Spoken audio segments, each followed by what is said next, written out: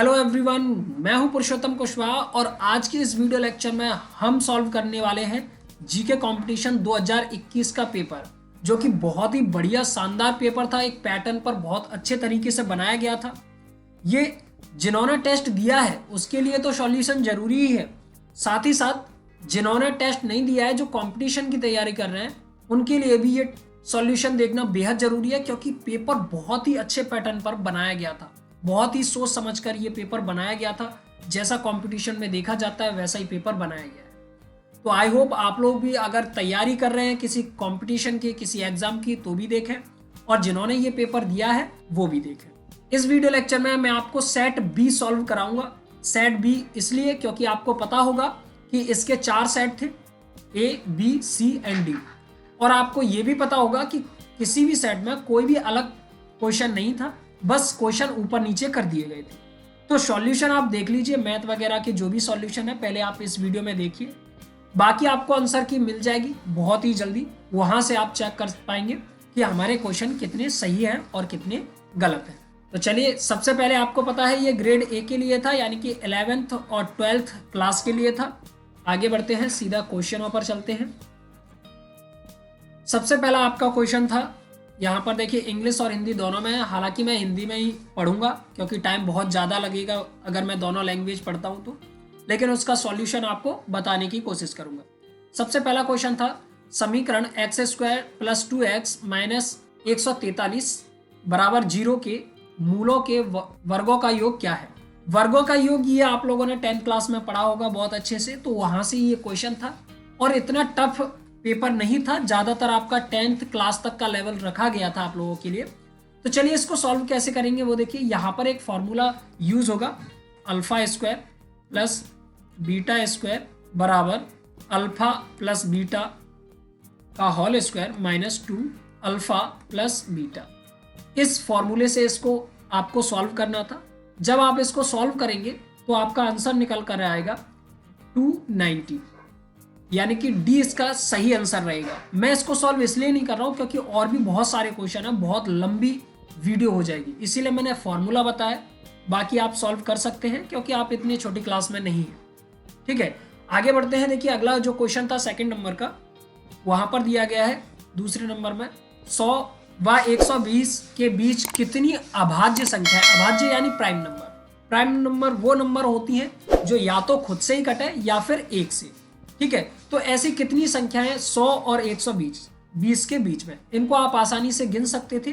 ठीक है, बाकी इसका आंसर 5 है, वरना वैसे आपको पता है 101, ठीक है, 103 और 107 और एक होगी आपकी 109, ठीक है, और उसके बाद आपका 113। ये आपकी 5 प्राइम नंबर्स यानी कि अभाज्य संख्याएं रहेंगी जो 100 और 120 के बीच में है। तो इसका सही आंसर होगा ए, यानी कि 5।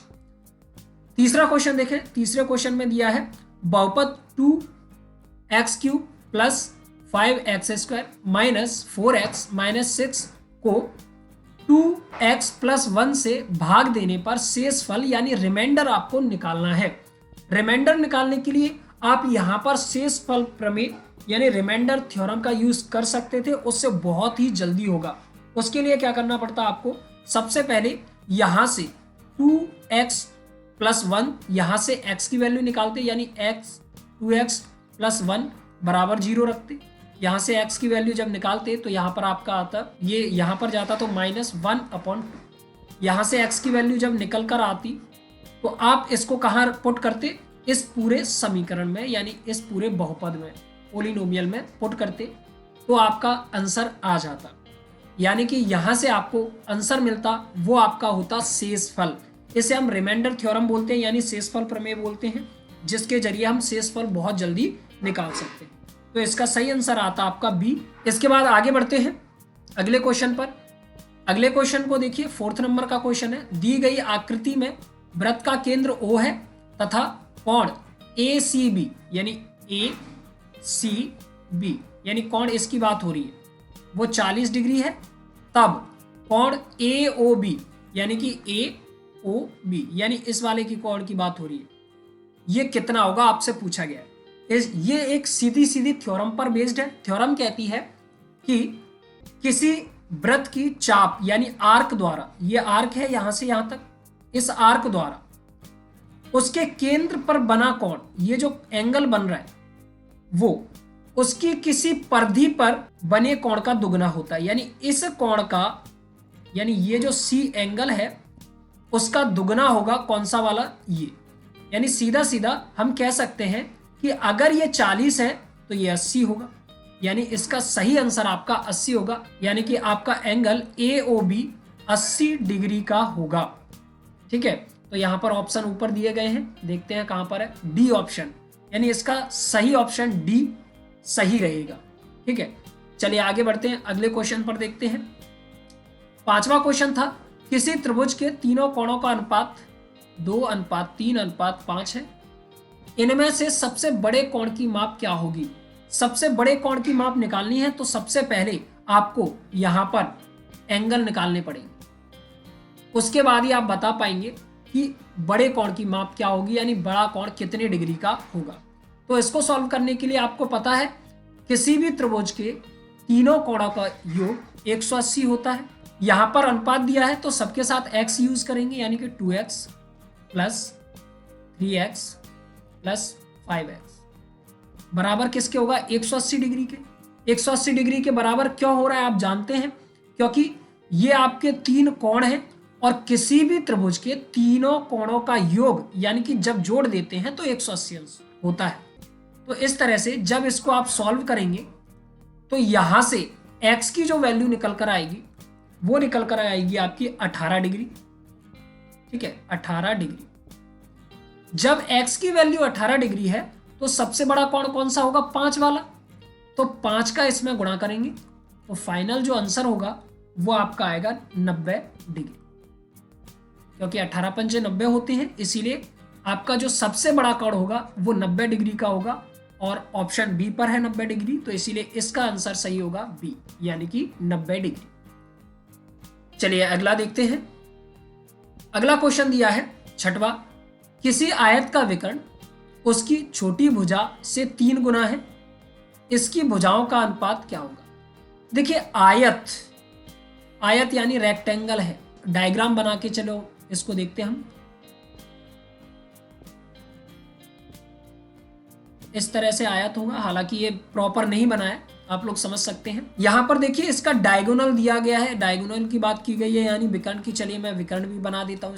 इसमें बोला गया सबसे छोटी भुजा जो है उसका कितना गुना है, उसका 3 गुना है उसका विकर्ण। यानी कि अगर मैं इसको सबसे छोटी मानूं, ये छोटी भुजा है, आपको पता है चौड़ाई छोटी रहेगी, तो अगर ये x मान लिया मैंने तो इसका जो विकर्ण है कितने गुना है, 3 गुना, यानी 3 टाइम्स है, तो इसीलिए ये हो जाएगा 3x। अब आप समझते हैं यहां पर 90 डिग्री का कोण होगा, और जब 90 डिग्री का कोण होगा तो आप इसे कैसे सॉल्व करेंगे।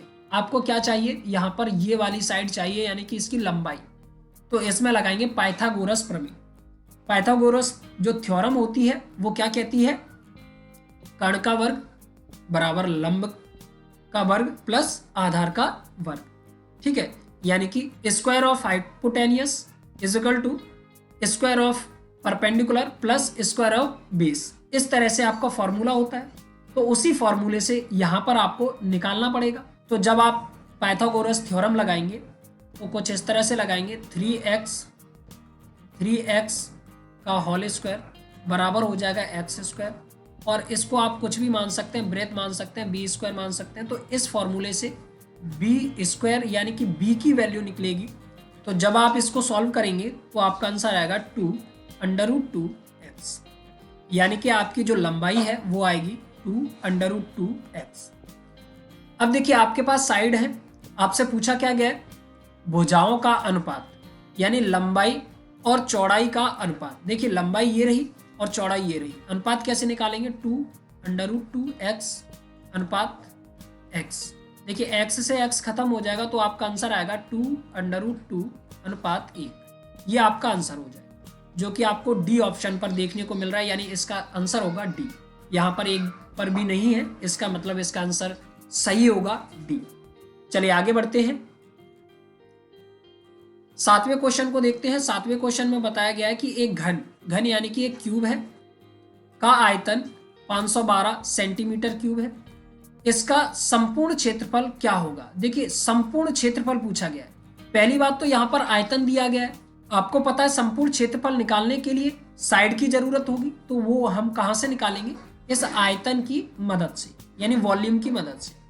तो आपको पता होना चाहिए कि क्यूब यानी घन का आयतन क्या होता है, ए का क्यूब जो कि दिया है 512।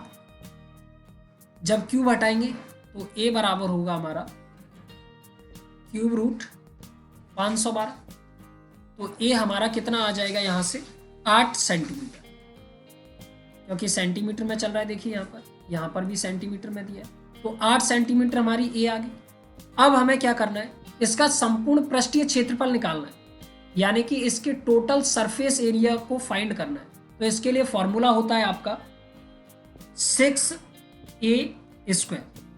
तो 6a² यानी 6 इंटू ए कितना है हमारा 8 का स्क्वायर करना पड़ेगा। तो जब आप इसको सॉल्व करोगे तो आपका आंसर आएगा 384। ठीक है, यानी कि ये आपका सी ऑप्शन सही है। तो इसका आंसर होगा सी ऑप्शन। जब आप इसको सॉल्व करोगे पूरा तो आपका ये आंसर आएगा। चलिए आगे बढ़ते हैं। अगला है 8वां क्वेश्चन। यदि cos a बराबर 3/5 हो तो tan a का मान क्या होगा। इसको दूसरे पेज में सॉल्व करते हैं। बहुत ही अच्छा क्वेश्चन दिया गया है। देखिए आपको पता है cos tan जो भी आपकी ट्रिग्नोमेट्री है वो आपका राइट एंगल ट्रायंगल के लिए रहता है। तो सबसे पहले मैं एक राइट एंगल ट्रायंगल बना लेता हूं। अब देखिए इसमें एंगल क्या दिया है, ए, तो मैं इसको मान लेता हूं ए एंगल। ठीक है, cos दिया है, cos होने की वजह से यहां पर हमें पता है ये जो चीज दी है वो क्या दिया गया है और ये जो चीज दी है वो क्या दिया गया है, ये आपको पता होना चाहिए। आपको जब ट्रिग्नोमेट्री पढ़ाई जाती है तो आपको हिंदी मीडियम वालों को बताया जाता है लाल बटे कक्का या फिर बहुत सारे फॉर्मूले पढ़ाए जाते हैं। जैसे कि cos का होता है आपका cos थीटा को आप बोलते हैं आधार यानी कि बेस अपॉन में कर्ण हाइपोटेनस। ठीक है, तो इसके बेस पर आपको पता है ऊपर आपका आधार है। आधार क्या है, बेस ये रहा 4, तो ये 4 हो जाएगा। और कर्ण यहाँ पर 5 है तो 5 ये हो जाएगा। ये ए एंगल है। ठीक है, अब हमें निकालना है ये वाला, यानी कि इसका परपेंडिकुलर यानी लंब निकालना है। तो इसमें अभी हम क्या लगाएंगे, पाइथागोरस प्रमेय।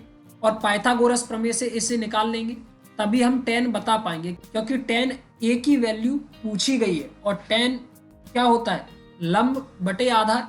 इसी वजह से हमें इसको निकालना पड़ेगा, लंब यानी कि परपेंडिकुलर निकालना ही पड़ेगा। तो पाइथागोरस प्रमेय लगाएंगे तो यहाँ पर 5 का स्क्वायर, पाइथागोरस प्रमेय मैं पहले ही बता चुका हूँ, 5 का स्क्वायर बराबर 4 का स्क्वायर। और चलो इसको मैं परपेंडिकुलर p मान लेता हूँ। ठीक है, स्क्वायर। तो यहाँ से क्या हो जाएगा 25 बराबर 16, यहाँ से ए स्क्वायर। जब आप इसको पूरा सॉल्व करेंगे, p की वैल्यू जब निकालेंगे, p की जब वैल्यू निकालेंगे तो आपके सामने आएगा 3, यानी p की वैल्यू 3 आ जाएगी, यानी यहाँ पर हो जाएगा 3। अब आप tan a की वैल्यू बता सकते हैं। tan का फॉर्मूला होता है tan थीटा बराबर लंब बटे आधार, लंब बटे आधार। ठीक है, लंब बटे आधार जब फॉर्मूला होगा तो आप समझ सकते हैं लंब क्या है 3 है, तो 3 ऊपर आ जाएगा, बटे में क्या आएगा आधार यानी 4, यानी 3/4 इसका सही आंसर होगा, जो कि ए ऑप्शन पर है 3/4। तो इसका ऑप्शन नंबर ए बिल्कुल सही है। अगला देखते हैं, अगला क्वेश्चन देखते हैं।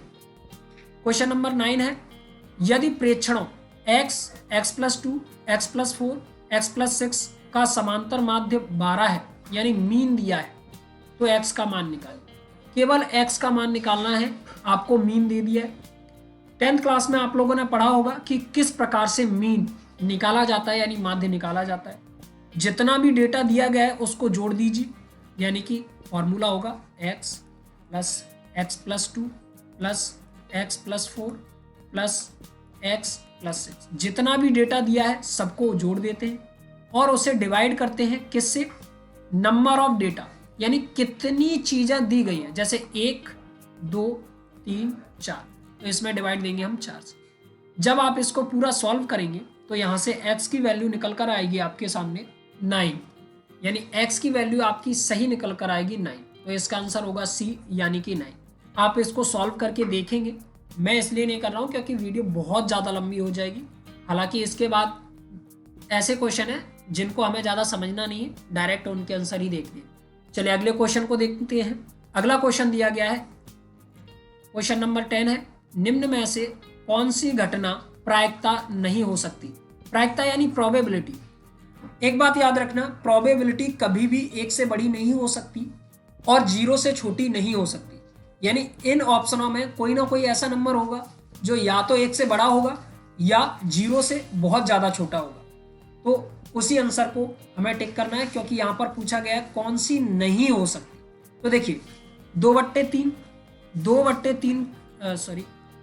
2/3 को जब सॉल्व करोगे तो ये हमेशा 1 से छोटी ही आएगी, है ना, ये लेस देन 1 आएगी। यहाँ पर बी ऑप्शन को देखें तो 5/4, देखिए 4 का एक बार भाग चलाया जाएगा, यानी एक बार तो पूरा कट रहा है, बाकी और भी आगे है, तो यानी कि ये 1 से बड़ा हो रहा है।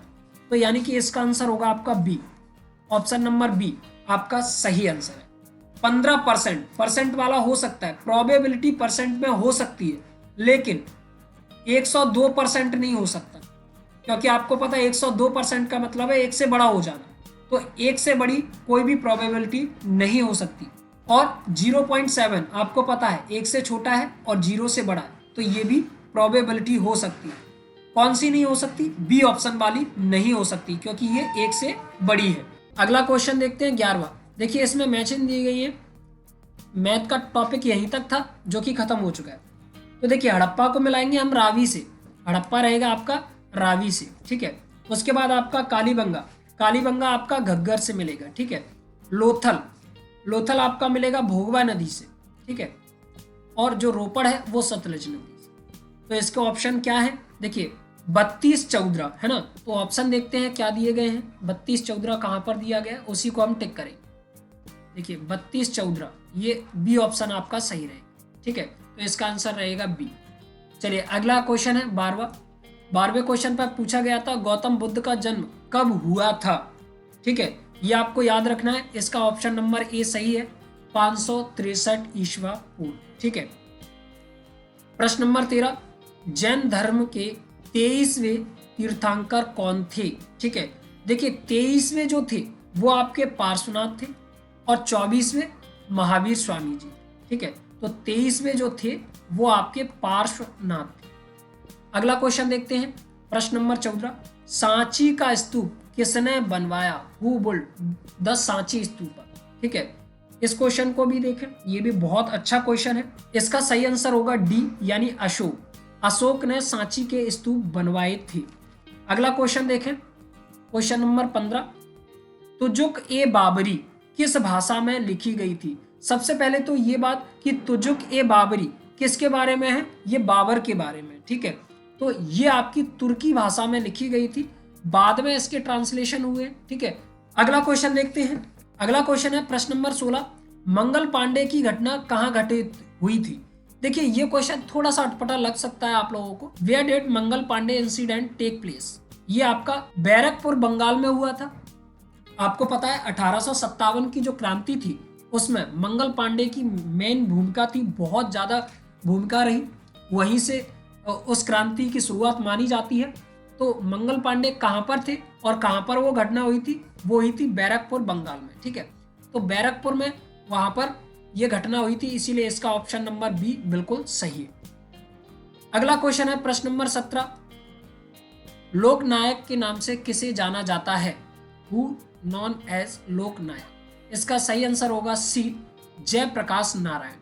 कुछ लोग इसका आंसर मान रहे होंगे बाल गंगाधर तिलक, जो कि गलत है। इसका सही आंसर है जयप्रकाश नारायण। अगला देखते हैं, अगला क्वेश्चन है आपका प्रश्न नंबर 18, भारत चीन युद्ध कब हुआ था। इसका आंसर होगा बी, 1962 में भारत चीन युद्ध हुआ था, ठीक है। प्रश्न नंबर 19 देखते हैं, भारत का क्षेत्रफल संपूर्ण विश्व के क्षेत्रफल का कितना प्रतिशत है। तो याद रखना इसका उत्तर रहेगा ए यानी कि 2.4%। अगले क्वेश्चन को देखते हैं, प्रश्न नंबर 20 है, पृथ्वी के अतिरिक्त किस ग्रह पर वायुमंडल पाया जाता है। यानी except Earth which planet has an atmosphere. Option देखते हैं इसके। देखिए, आपको पता होगा अभी फिलहाल में ही न्यूज़ चल रही है कि मंगल पर कुछ लोग रहने के लिए जा रहे हैं और वहां पर इंसानी बस्ती बसाई जाएंगी। तो इससे भी आप समझ सकते थे कि हो सकता है कि मंगल ही ऐसा ग्रह हो जहां पर जीवन पनप सकता है, और जीवन के लिए सबसे ज्यादा जरूरी है वायुमंडल। तो इसका ऑप्शन नंबर बी बिल्कुल सही है, यानी मंगल, मार्स। अगला क्वेश्चन है 21वां। निम्न में से सबसे बड़ा महाद्वीप है, सबसे बड़ा कॉन्टिनेंट कौन सा है? तो याद रखना अफ्रीका महाद्वीप सबसे बड़ा है। आगे बढ़ते हैं अगले क्वेश्चन की ओर। अगला क्वेश्चन दिया है नकदी फसल है कैश क्रॉप। कैश क्रॉप वो क्रॉप होती है जिन्हें हम बेचते हैं, डायरेक्ट खाते नहीं है। जैसे गेहूं डायरेक्ट हम उगाते हैं, उसके बाद उसे खाते हैं। लेकिन कैश क्रॉप वो होती हैं जिनको हम खा नहीं सकते, उसे मार्केट में बेचकर पैसा कमाया जाता है। तो ऐसी एक ही है इसमें, ऑप्शन नंबर डी, यानी कि गन्ना। अगले क्वेश्चन पर चलते हैं। प्रश्न नंबर 23 है ब्रह्मपुत्र नदी को बांग्लादेश में किस नाम से जाना जाता है? तो याद रखना बांग्लादेश में ब्रह्मपुत्र नदी को यमुना नाम से जाना जाता है, यानी इसका ऑप्शन नंबर सी बिल्कुल सही है। अगला क्वेश्चन देखते हैं। प्रश्न नंबर 24, जापान की मुद्रा क्या है, यानी what is the currency of Japan? तो याद रखना है इसको भी, येन। येन आपकी जापान की मुद्रा है। ठीक है। 25वां क्वेश्चन था एफिल टावर कहाँ स्थित है? बहुत ही सिंपल सा क्वेश्चन है। एफिल टावर के बारे में सभी को पता है कि कहाँ पर है। इसका सही आंसर बी है, पेरिस। चलिए आगे बढ़ते हैं। अगला क्वेश्चन बहुत ही अच्छा है जो कि पॉलिटी से दिया गया है। प्रश्न नंबर 26 है भारतीय संविधान का जनक, फादर ऑफ इंडियन कॉन्स्टिट्यूशन, ठीक है, किसे कहा जाता है? तो याद रखना डॉक्टर भीमराव अंबेडकर जी को फादर ऑफ इंडियन कॉन्स्टिट्यूशन कहा जाता है, यानी कि भारतीय संविधान का जनक। आगे बढ़ते हैं, अगला देखते हैं। संविधान सभा में महिला सदस्यों की संख्या कितनी थी? जब शुरुआत में संविधान सभा बनी तब उस समय महिलाओं की संख्या कितनी थी? तो याद रखना उस समय केवल 15 महिलाएं थी संविधान सभा में। अगला देखते हैं। प्रश्न नंबर 28 है भारतीय संविधान में मौलिक कर्तव्यों को कौन से संविधान संशोधन द्वारा सम्मिलित किया गया? यानी कि कौन सा कॉन्स्टिट्यूशनल अमेंडमेंट था जिससे फंडामेंटल ड्यूटीज जोड़ी गई? याद रखना 42वां संविधान संशोधन, और वर्तमान में आज हमारे टोटल 11 मौलिक कर्तव्य हैं। चलिए अगला देखते हैं। प्रश्न नंबर 29, भारत की नागरिकता किस प्रकार प्राप्त की जा सकती है? How to get Indian citizenship? Option देखते हैं। जन्म से, यानी कि बाय बर्थ, वंशानुक्रम से, देशीयकरण से, उपयुक्त सभी। याद रखना हम 5 प्रकार से भारतीय नागरिकता को स्वीकार कर सकते हैं, प्राप्त कर सकते हैं, जिसमें से ये तीनों आपको दिए गए हैं, 2 नहीं दिए गए हैं। तो इसका सही आंसर होगा डी, यानी कि उपयुक्त सभी से। ठीक है, इसका सही आंसर होगा डी, उपयुक्त सभी से। अगला क्वेश्चन देखते हैं। प्रश्न नंबर 30 है भारतीय निर्वाचन आयोग की स्थापना कब की गई थी? तो याद रखना इसका ऑप्शन नंबर सी सही है। 25 जनवरी 1950 को आपका भारतीय निर्वाचन आयोग, यानी कि जो आपका चुनाव कराता है, उसका गठन किया गया, यानी कि उसकी स्थापना की गई 25 जनवरी 1950 को, ऑप्शन नंबर सी। अगला देखें। अगला क्वेश्चन दिया गया है प्रश्न नंबर 31, नीति आयोग के वर्तमान अध्यक्ष कौन है? याद रखना नीति आयोग के अध्यक्ष जो होते हैं प्राइम मिनिस्टर होते हैं, और इस समय प्राइम मिनिस्टर आप सभी जानते हैं कौन है, तो इसीलिए ऑप्शन नंबर ए नरेंद्र मोदी इसका सही आंसर है। अगला क्वेश्चन प्रश्न नंबर 32, जीएसटी लागू करने का सुझाव सबसे पहले किस समिति ने दिया था? ठीक है, कौन सी समिति थी जिसने जीएसटी लागू करने के लिए सुझाव दिया? तो याद रखना विजय केलकर समिति। ठीक है, ऑप्शन नंबर सी विजय केलकर समिति। इन्होंने ही सबसे पहले जीएसटी के लिए सुझाव दिया कि जीएसटी होनी चाहिए। चलिए अगले क्वेश्चन पर चलते हैं। प्रश्न नंबर 33 है आपके सामने। भारत का केंद्रीय बैंक कौन सा है? बहुत ही सरल क्वेश्चन। भारत का केंद्रीय बैंक सभी को पता होगा, आप में से सब लोग जानते हैं कि कौन सा केंद्रीय बैंक है। इसका ऑप्शन नंबर बी सही रहेगा। रिजर्व बैंक ऑफ इंडिया आपका केंद्रीय बैंक है। अगला क्वेश्चन, प्रश्न नंबर 34 है। भारत के या की वित्त मंत्री कौन है? ये भी प्रेजेंट का ही करंट अफेयर का क्वेश्चन है। बहुत ही सरल क्वेश्चन है, आप सभी जानते हैं।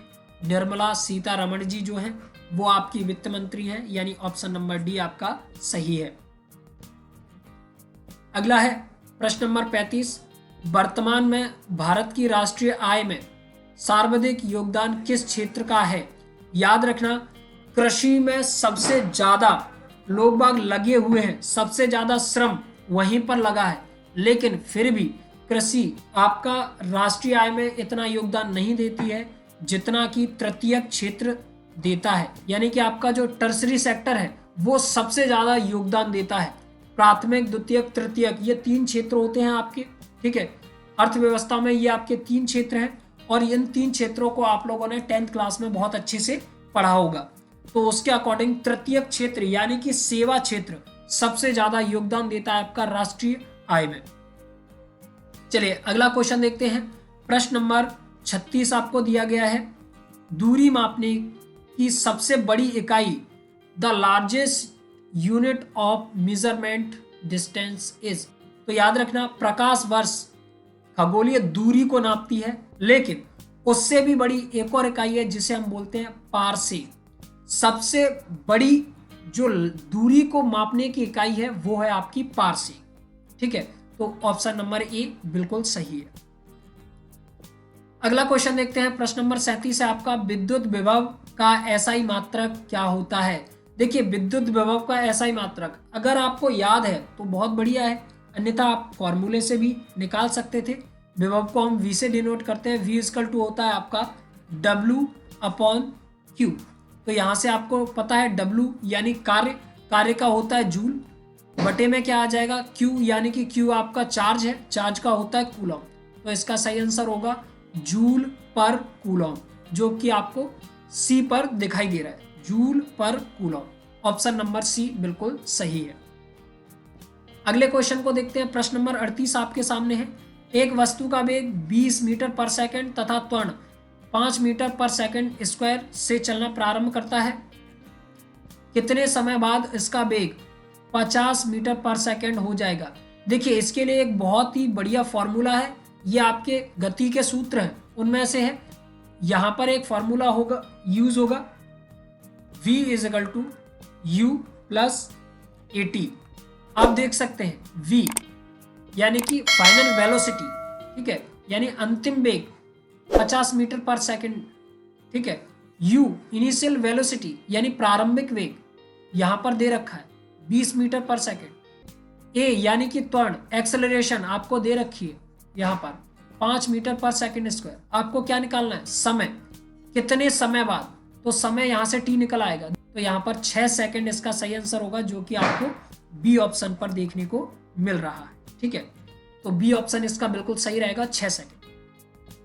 आप इस फॉर्मूले से इसको आसानी से कर सकते हैं। चलिए आगे बढ़ते हैं। आगे दिया है निम्न में अदिश राशि है स्केलर क्वांटिटी कौन सी है? देखिए, विस्थापन, इसमें आपकी दिशा दी होती है, वेग में भी दिशा रहती है, बल में भी दिशा रहती है। सभी के फॉर्मूले देखोगे तो फॉर्मूलों में आपको पता चलेगा कोई ना कोई ऐसी क्वांटिटी जरूर है जिसमें दिशा यानी डायरेक्शन दी है, लेकिन एक बच रहा है ए यानी ऊर्जा। ऊर्जा में कोई दिशा नहीं रहती, इसीलिए स्केलर क्वांटिटी यानी अदिश राशि कौन सी हो जाएगी? ऊर्जा, ठीक है।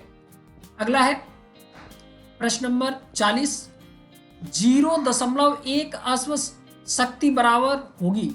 देखिए, एक अश्व शक्ति बराबर होता है 746 वॉट, सॉरी 46 वॉट, ठीक है। क्योंकि यहां पर कितना दिया है 0.1, तो इसका इंटू करना पड़ेगा इसमें, तो एक अंक बाद क्या है? पॉइंट है, तो इसका आंसर होगा 74.6 वॉट। तो यहां पर बी ऑप्शन ऐसा है जिसमें 74.6 वॉट दिया गया, तो इसका सही आंसर होगा बी, ठीक है। अगला क्वेश्चन, निम्न में से कौन सा विद्युत शक्ति को निरूपित नहीं करता है, नहीं बताता है विद्युत शक्ति को? चलिए तो देख लेते हैं इसमें कौन सा है। इसका आपका सही आंसर होगा डी, यानी कि IR² आपका विद्युत शक्ति यानी इलेक्ट्रिक पावर को डिनोट नहीं करता है, बाकी सभी इलेक्ट्रिक पावर को डिनोट करते हैं। ठीक है, चलिए अगला क्वेश्चन है 42वां। विद्युत धारा को मापने वाला यंत्र है, मापने वाला यंत्र चाहिए, पता करने वाला नहीं, तो इसीलिए याद रखना अमीटर जो होता है वो आपका विद्युत धारा को मापता है कि कितनी धारा बह रही है, और जो आपका धारा मापी होता है यानी गैल्वेनोमीटर वो आपका पता करता है कि करंट है या नहीं है। तो इसीलिए बहुत से स्टूडेंट इसे लगा के गए होंगे, जो कि गलत है। ये केवल पता करता है कि इसमें करंट है या नहीं है, लेकिन अमीटर नाप के बताता है कि करंट कितना है। तो इसीलिए इसका आंसर सही होगा सी, एमीटर। ठीक है, चलिए आगे बढ़ते हैं। अगला क्वेश्चन है 43। विद्युत धारा के चुंबकीय प्रभाव की खोज किसने की? याद रखना ऑरेस्टेड जो थे उन्होंने विद्युत धारा के चुंबकीय प्रभाव की खोज की थी, इसीलिए ए ऑप्शन इसका सही रहेगा। अगला दिया गया है गोलीय दर्पण की वक्रता त्रिज्या r तथा उसकी फोकस दूरी f में संबंध है। देखिए याद रखना गोलीय दर्पण की बात हो रही है, तो आपने इसके बहुत सारे फॉर्मूले पढ़े होंगे। आपको पता है r बराबर होती है 2f। 2f का मतलब है जो त्रिज्या होती है गोलीय दर्पण की त्रिज्या, रेडियस, वो डबल होती है किसकी? फोकस दूरी की। इसीलिए अगर हमें दोनों को बराबर करना है तो फोकस दूरी को दुगना करना पड़ेगा। तो इससे आप रिलेशन बना सकते हैं, r बराबर 2f से रिलेशन बना सकते हैं। अगर ऐसा रिलेशन सीधा दिया है तो वही आपका आंसर होगा। तो देख लेते हैं, यहाँ पर सीधा नहीं दिया गया है, यानी कि यहाँ से f बराबर दिया गया होगा, इस तरह से दिया गया होगा f बराबर r/2, ये वाला कहीं दिया गया होगा। तो देख लेते हैं कहाँ पर दिया गया है।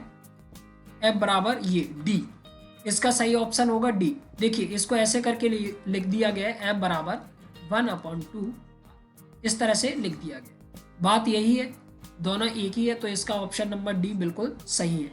अगला देखते हैं, ऑक्सीजन में संयोजी इलेक्ट्रॉनों की संख्या है। संयोजी इलेक्ट्रॉन यानी बैलेंसी इलेक्ट्रॉन्स।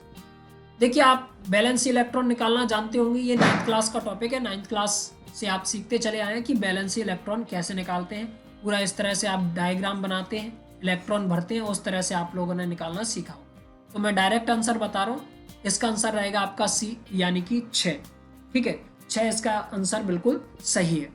अगला क्वेश्चन देखते हैं, आवेश रहित कण है, आवेश रहित जिस पर कोई चार्ज ना हो, तो ऐसा एक ही है। देखिए इसमें से इलेक्ट्रॉन, आपको पता है इलेक्ट्रॉन पर नेगेटिव चार्ज रहता है, प्रोटॉन पर पॉजिटिव, न्यूट्रॉन न्यूट्रल रहता है, इस पर कोई भी चार्ज नहीं रहता है। तो इसीलिए इसका सही आंसर होगा न्यूट्रॉन, सी ऑप्शन बिल्कुल सही है। अगला देखते हैं, प्रश्न नंबर 47 है, मार्स गैस है। याद रखना मार्स गैस आप CH4 यानी मीथेन को बोलते हैं, इसीलिए डी ऑप्शन बिल्कुल सही है। अगला प्रश्न है प्रश्न नंबर 48, यूरेनियम।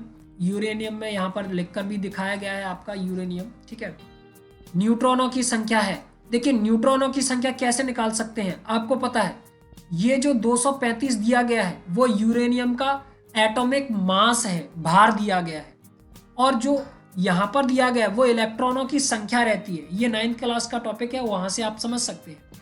तो न्यूट्रॉनों की संख्या कैसे निकालेंगे, जो आपका 235 है उसमें से घटा देंगे 92, क्योंकि आपको पता है जो मास होता है, मास वो किससे मिलकर बना होता है, न्यूट्रॉन प्लस प्रोटॉन। यानी न्यूट्रॉन और प्रोटॉन को जब जोड़ देते हैं तो आपका क्या बन जाता है, मास बन जाता है, मास ऑफ एटम। ठीक है, और जितने इलेक्ट्रॉन होते हैं उतने ही प्रोटॉन होते हैं, तो न्यूट्रॉन और प्रोटॉनों की जगह हम बदल सकते हैं। तो इसीलिए 235 में से 92 घटा देंगे, यानी इलेक्ट्रॉनों की संख्या घटा देंगे, तो हमारे सामने आ जाएंगे न्यूट्रॉन कितने हैं। तो घटा लेते हैं, कितने आएंगे, 3, 13 में से जब 9 जाएंगे तो 4, और यहाँ पर बचेगा यानी 143 इसका सही आंसर होगा, जो कि ऑप्शन नंबर ए है। ठीक है, चलिए आगे बढ़ते हैं, अगला क्वेश्चन देखते हैं। सबसे हल्का धात्विक तत्व कौन सा है? तो याद रखना धात्विक तत्व पूछा है, गैस नहीं पूछी है, धात्विक तत्व, ठीक है। इसीलिए इसका आंसर होगा लिथियम। लिथियम धात्विक तत्व है जो कि सबसे हल्का है, ठीक है।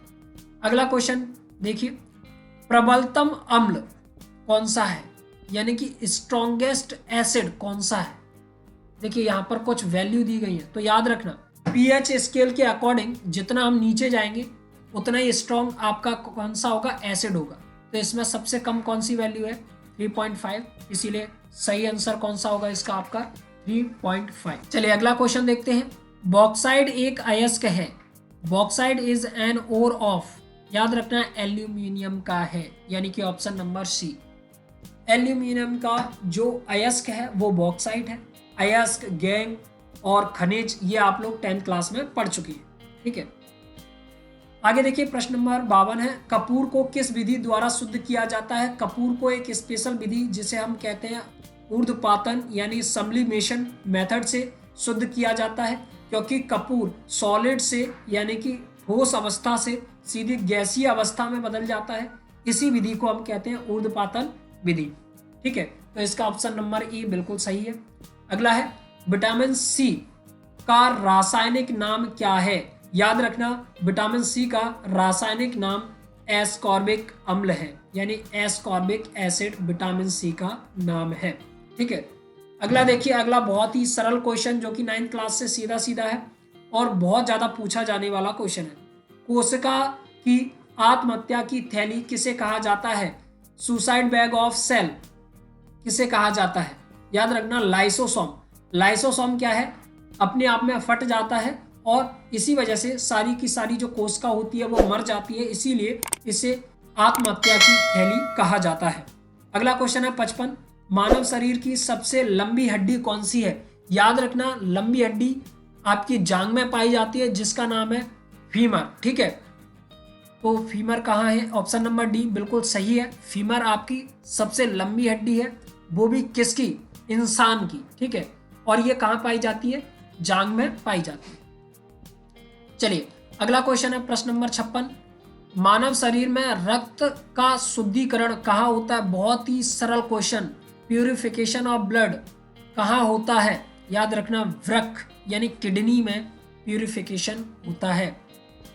अगला क्वेश्चन, एडवर्ड जेनर ने निम्नलिखित में से किसकी खोज की थी। तो याद रखना यहाँ पर टीबी का टीका नहीं, इन्होंने नहीं खोजा था। एड्स का टीका भी इन्होंने नहीं खोजा है। चेचक का जो टीका है वो इन्होंने खोजा है, यानी वैक्सीनेशन ऑफ स्मॉल पॉक्स इन्होंने खोजा था, ठीक है। तो इसका सही ऑप्शन होगा सी, चेचक का टीका। अगला क्वेश्चन देखते हैं, प्रश्न नंबर 58 है, मानव शरीर में पाचन का अधिकांश भाग किस अंग में संपन्न होता है। याद रखना आपको इतना तो पता होगा कि पाचन की क्रिया आपके आंतों में होती है, लेकिन आंतें दो प्रकार की होती है, छोटी आंतें, बड़ी आंतें। तो ये हमेशा याद रखना जो आपकी छोटी आंतें हैं उसमें सबसे ज्यादा पाचन की क्रिया होती है, सबसे लंबे समय तक उसमें पाचन की क्रिया होगी, ठीक है। तो अधिकांश भाग, लंबे समय तक नहीं कह सकते, केवल अधिकांश। अधिकांश का मतलब सबसे ज्यादा चीजों का जो पाचन होता है वो आपकी छोटी आंतों में होता है। उसके बाद अपशिष्ट जो बचता है वो बड़ी आंतों में चला जाता है, वहां पर बहुत ही कम पाचन होता है। तो ऑप्शन नंबर बी इसका बिल्कुल सही है। अगला क्वेश्चन है, विश्व ओजोन दिवस कब मनाया जाता है। तो याद रखना विश्व ओजोन दिवस आपका 16 सितंबर को मनाया जाता है। ऑप्शन नंबर ए आपका बिल्कुल सही है। अगला क्वेश्चन, निम्न में से कौन सा पारिस्थितिकी का जैविक कारक नहीं है। ये बिल्कुल 10th से क्वेश्चन दिया गया है, ठीक है। पारिस्थितिकी तंत्र आप पढ़ चुके हैं, मछली पारिस्थितिकी तंत्र का एक भाग है, घास भी है, बाघ भी है, लेकिन आर्द्रता नहीं है। तो आंसर इसका सही होगा सी, यानी कि आर्द्रता इसका आंसर बिल्कुल सही है। अगला क्वेश्चन है प्रश्न नंबर 61, भारत की प्रथम महिला राज्यपाल। याद रखना प्रथम महिला राज्यपाल पूछी गई महिला, तो आपका इसका आंसर होगा सरोजनी नायडू जी जो थी वो आपकी पहली महिला राज्यपाल थी, ठीक है। पहले राज्यपाल की बात नहीं की गई है, महिला राज्यपाल की बात की गई है, इसीलिए सरोजनी नायडू इसका सही आंसर है। अगला देखिए प्रश्न नंबर 62, नोबेल पुरस्कार प्राप्त करने वाली भारतीय प्रथम भारतीय महिला कौन थी? तो याद रखना पहली भारतीय महिला जो थी मदर टेरेसा थी, ठीक है, जिन्होंने नोबेल पुरस्कार प्राप्त किया था। प्रश्न नंबर 63, भारत के अंतिम वायसराय कौन था? भारत का जो वायसराय था वो अंतिम कौन था? ठीक है, जब हमें आजादी मिल रही थी या फिर मिली थी तब वायसराय कौन था उसके बारे में बताना है। 10th क्लास में बहुत बार ओटी रटाई गई होगी आप लोगों को कि लॉर्ड माउंटबेटन जो थे वो अंतिम वायसराय थे भारत के, तो इसका आंसर सी बिल्कुल सही है।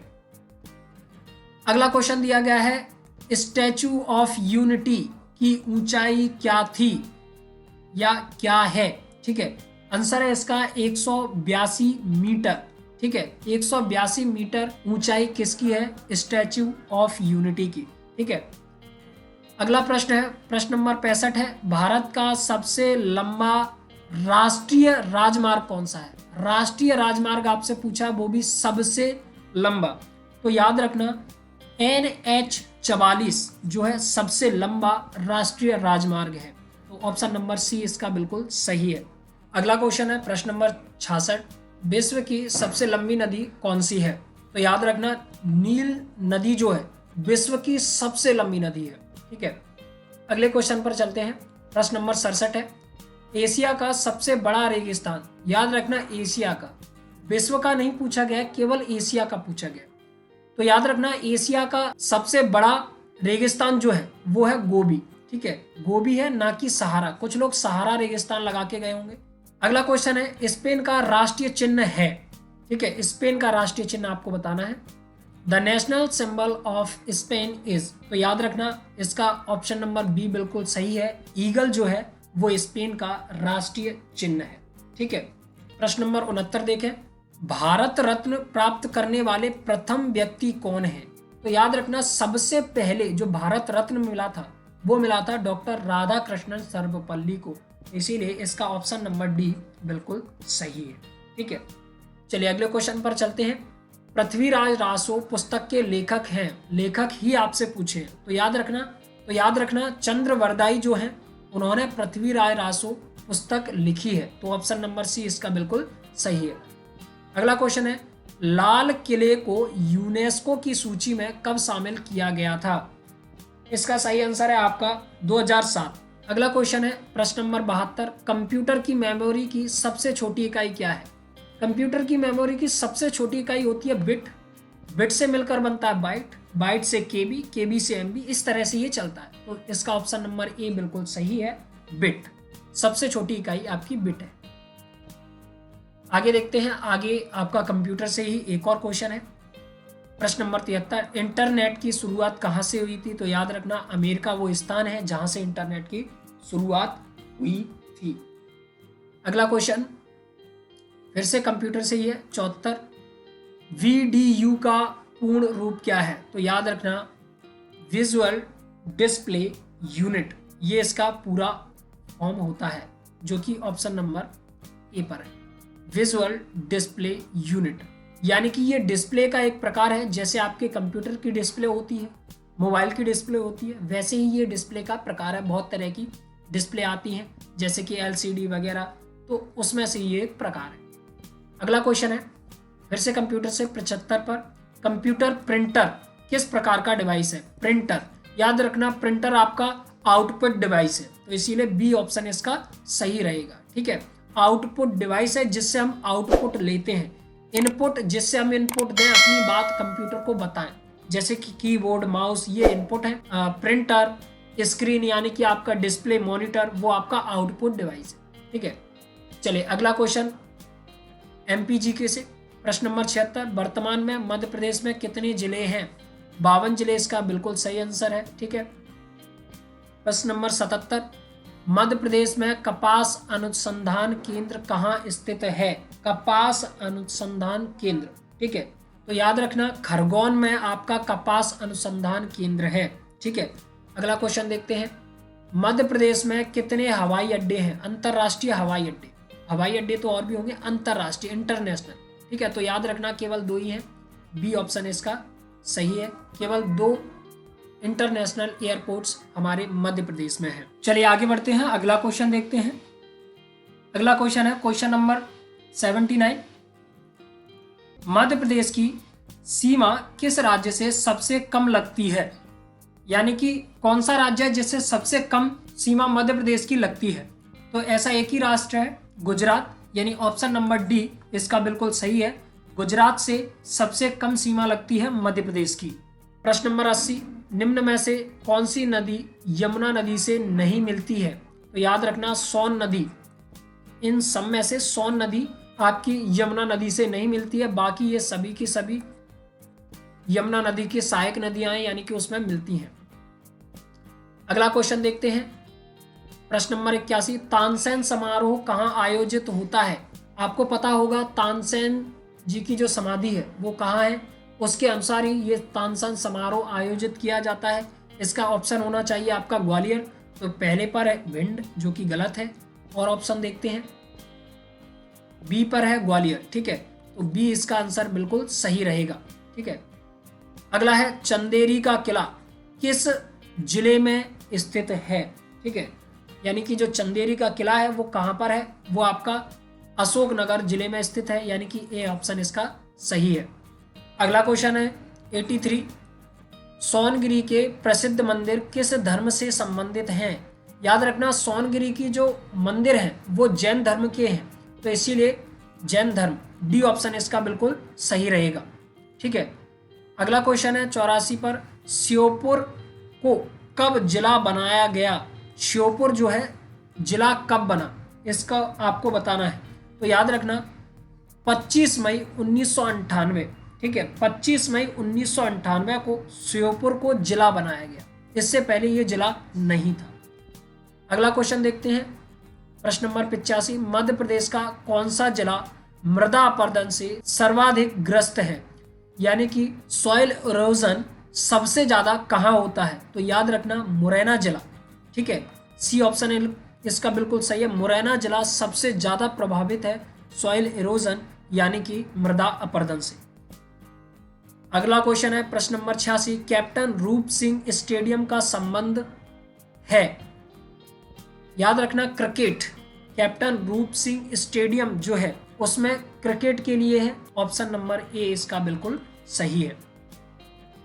प्रश्न नंबर 87 है आपका, प्रसिद्ध शतरंज खिलाड़ी मैग्नस कार्लसन किस देश के हैं? याद रखना ये नॉर्वे से हैं, तो इसीलिए इसका डी ऑप्शन बिल्कुल सही रहेगा। ठीक है, प्रश्न नंबर 88 है आपका, भारतीय क्रिकेट नियंत्रण बोर्ड यानी BCCI का मुख्यालय कहाँ है? इसका मुख्यालय मुंबई में है, यानी कि सी ऑप्शन आपका बिल्कुल सही है। प्रश्न नंबर 89 है, अंतरराष्ट्रीय ओलंपिक समिति की स्थापना कब की गई थी? तो याद रखना 1894, यानी ए ऑप्शन इसका बिल्कुल सही है। अगला क्वेश्चन है, सचिन तेंदुलकर को अर्जुन पुरस्कार किस वर्ष प्रदान किया गया? ऑप्शन देख लेते हैं इसके। ऑप्शन है 1990, ये गलत है, 1994 ये बिल्कुल सही है, बी ऑप्शन आपका बिल्कुल सही है, ऑप्शन नंबर बी 1994 में सचिन तेंदुलकर को अर्जुन पुरस्कार दिया गया था। अगला क्वेश्चन है, बेटी बचाओ बेटी पढ़ाओ योजना के तहत किस राज्य ने पंख अभियान की शुरुआत की? सभी के सभी करंट अफेयर से चल रहे हैं। पंख अभियान किस राज्य ने शुरू किया है? इसका आंसर आपको देना है, तो याद रखना मध्य प्रदेश। ठीक है, मध्य प्रदेश ने इस अभियान की शुरुआत की है, तो ऑप्शन नंबर डी इसका बिल्कुल सही है। अगला क्वेश्चन देखें, कौन अपने 100वें टेस्ट में दोहरा शतक लगाने वाले पहले क्रिकेटर बने? हाल ही की न्यूज में है, यानी कि जो आपको ब्लूप्रिंट दिया गया था उसके अकॉर्डिंग ये करंट अफेयर आया है आपका। याद रखना जो रूट ऐसे खिलाड़ी हैं जिन्होंने 100वें टेस्ट में दोहरा शतक लगाया है और पहले क्रिकेटर बन गए हैं।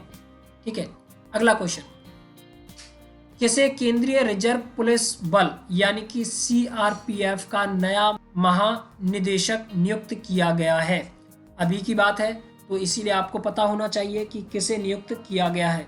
तो याद रखना कुलदीप सिंह को CRPF का महानिदेशक डायरेक्टर जनरल नियुक्त किया गया है। चलिए आगे बढ़ते हैं, अगले क्वेश्चन पर चलते हैं।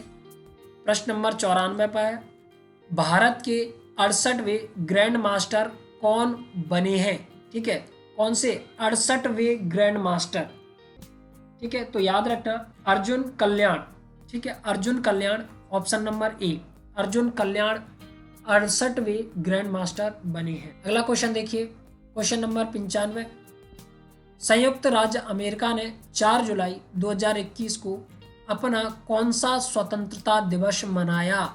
अमेरिका की बात हो रही है कि कौन सा स्वतंत्रता दिवस मनाया अमेरिका ने। तो याद रखना 245वां स्वतंत्रता दिवस मनाया गया अमेरिका में फिलहाल 4 जुलाई 2021 को। अगला क्वेश्चन है 96, टोक्यो ओलंपिक 2021 में एकमात्र भारतीय जिन्होंने स्वर्ण पदक जीता। फिलहाल की बहुत अच्छी न्यूज़ है और आपको पता भी होगा कि टोक्यो ओलंपिक 2021 का समापन हो चुका है और उसमें एकमात्र भारतीय जिन्होंने स्वर्ण पदक जीता था वो आपके थे नीरज चोपड़ा, यानी डी ऑप्शन आपका सही है। और आपको पता भी होना चाहिए कि इन्होंने जवेलियन थ्रो नाम का खेल है जिसमें भाला फेंक जिसे हिंदी में बोलते हैं, उसमें स्वर्ण पदक जीता था, ठीक है। चलिए अगला क्वेश्चन है, बिरसा मुंडा हवाई अड्डा किस शहर में स्थित है। तो याद रखना झारखंड, और रांची जगह भी दी गई है, रांची झारखंड राज्य में ये स्थित है, ठीक है। अगला देखिए, अगला क्वेश्चन है आपका प्रश्न नंबर 98, G20 शिखर सम्मेलन 2023 की मेजबानी कौन सा देश करेगा। तो याद रखना इसकी मेजबानी करेगा भारत, डी ऑप्शन इसका बिल्कुल सही आंसर है। 2023 में जो G20 शिखर सम्मेलन होगा उसकी मेजबानी कौन करेगा, भारत। अगला क्वेश्चन है 99,